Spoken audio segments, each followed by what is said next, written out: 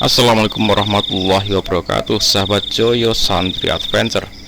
Oke sahabat semuanya, kita masih akan membahas tentang polemik nasab Ba'lawi, keturunan atau zuriyah Nabi ya. Dan ini masih menjadi kontroversi di negara kita. Nah, yang paling terasa di sini adalah dari kalangan atau warga Nahdliyin. Dari warga Nahdliyin ini kalau kita petakan akan terbagi menjadi 3 peta ya. Yang pertama yang pro dengan para habaib, yang klan Ba'lawi. Yang kedua yang kontra. Yang kontra ini yang kelompoknya Kiai Imaduddin dan Gus Fuad Plaret lah ya. Kemudian yang tengah itu yang mungkin netral ya. Nah, mensikapi ini karena terjadi ada 3 kelompok, maka kita bisa memaklumi dari NU sendiri akan mengambil jalan tengah, yaitu tidak memihak ke salah satu kelompok ya. Tidak mau ke Kiai Imad juga berat karena ada perbedaan pendapat di warganya. Mau pro Habib juga berat. Akhirnya kalau kita lihat mengambil jalan tengah ya. Untuk kelompok yang pro tentunya mesti mereka memiliki keuntungan dengan dekat dengan kalangan habaib ya, entah habaib beneran apa enggak ya, dengan kalangan Ba'lawi ini.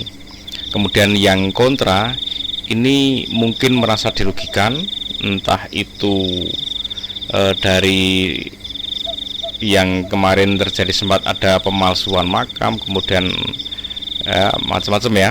Nah, merasa dirugikan paling tidak mendapatkan keuntungan paling tidak, atau melihat potensi-potensi ke depan yang tidak bagus untuk bangsa ini. Karena kalau mereka mengambil alih kemudian semacam membuat kelompok besar berkuasa, itu memang jadi akan kurang bagus. Oke, kita simak dulu nih pernyataan dari Kang Deddy Mulyadi ya, yang sangat tegas terhadap klan Ba'lawi ini. Terlalu jauh, anak-anak kita hari ini tidak tahu siapa nama buyutnya. Anak-anak kita hari ini tidak tahu dia leluhurnya siapa, berasal dari mana, DNA-nya dari mana, genetikanya dari mana. Ini adalah sebuah upaya sistematis untuk apa? Untuk menghilangkan ikatan emosional terutama orang Sunda dengan leluhurnya.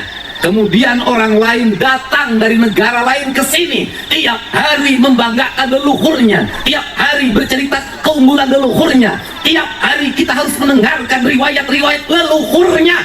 Setelah itu kita bermahabbah pada mereka, menghormati mereka, mendewa-dewakan mereka, dan kita menganggap diri kita lebih rendah dari mereka. Dan tak terasa domba kita kirim, uang kita kirim untuk mendapatkan air putih agar kita usahanya lancar. Kita keluarkan uang demi mereka, dan kita semakin direndahkan martabatnya sebagai suku dan sebagai bangsa, padahal mereka makan setiap hari dari kita.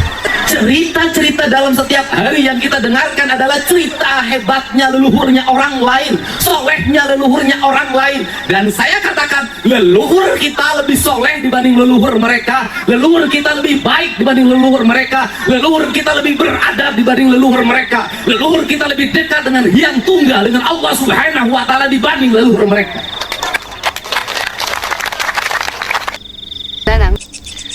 Baik, dari pernyataan Kang Deddy Mulyadi tadi, saya kira teman-teman semua bisa menyimpulkan sendiri ya, beliau berpihak kemana dan seperti apa pendapatnya terhadap kaum Ba'lawi ini. Nah, mungkin sedikit revisi dari saya. Sebenarnya yang diagung-agungkan itu benar sih, yang diagung-agungkan mereka Ba'lawi ini kan si mbah buyutnya, yaitu Nabi Muhammad.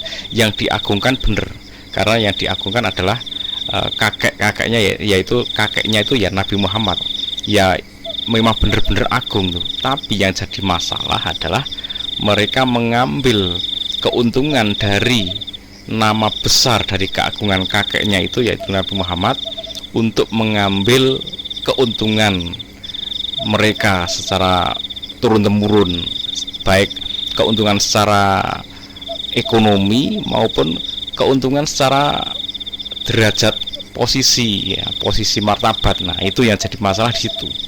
Kalau mengagungkan kakeknya, mengagungkan Nabi Muhammad, saya kira kita semua tidak keberatan. Tapi mengambil keuntungan dari nama besar, memang nama besar Nabi kita Nabi Muhammad ya, mengambil keuntungan dari itu yang menjadi bermasalah itu. Padahal kalau memang benar-benar keturunan Nabi, ya nggak masalah, kita kita hormati. Maksudnya kalau keturunan Nabi beneran nggak masalah.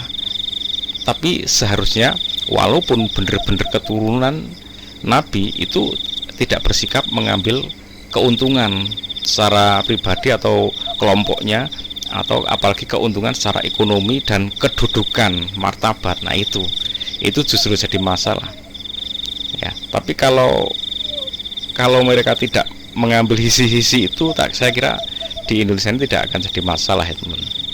Oke, mungkin itu tambahan dari kami. Semoga kita tetap tetap berhati-hati, tetap waspada, ya tetap menghormati orang lain dengan sewajarnya ya, tidak sampai yang